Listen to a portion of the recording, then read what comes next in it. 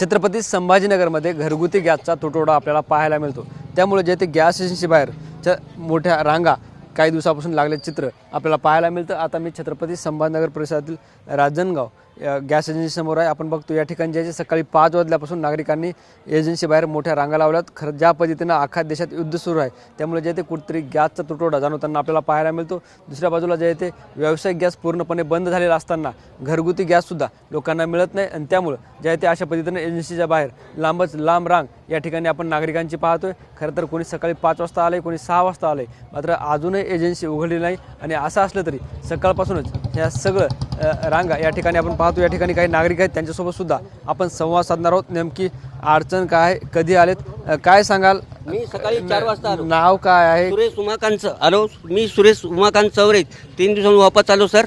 आज सकाळी 4 वाजता आलो, काल बी 11:30 वाजता आलो, काल बी इथं 1 वाजता थांबलो, काल बी वापस गेलो। उद्या सकाळी 8 वाजता या म्हणले, त्याने आले नाही। आज बी अजून चालू केलं नाही। आता टाईम झाला 10:30चा।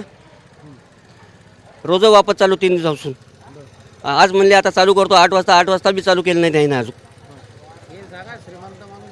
श्रीमंत लाईनला एक बी माणूस नाही याच्या, सर्व लाईन बिलात सकाळ काल लाईनला आला गॅस आमच्या समोर 4 माणसाला दिला त्याने,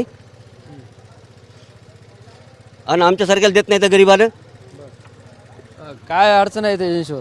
एजन्सी काय सांगतेच नसतं की सिस्टम चालू आहे, काय सिस्टम काम चालू आहे काहीतरी।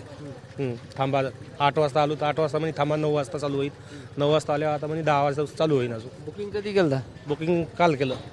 हो, बुकिंग करून निश्चित आपण बघतोय ह्या सगळ्या कमल एजन्सी गॅस बाहेरच्या नागरिकांच्या रांगा होत्या आणि यांना गॅस मिळत नाही असा सुद्धा आरोप या सगळ्या नागरिकांनी केलाय।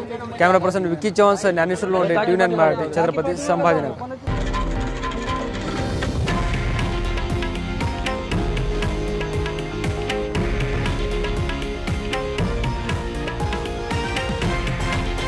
हे आहे देशातील नंबर 1 न्यूज नेटवर्क आणि आपण पाहत आहात TV9 मराठी, एकमेव।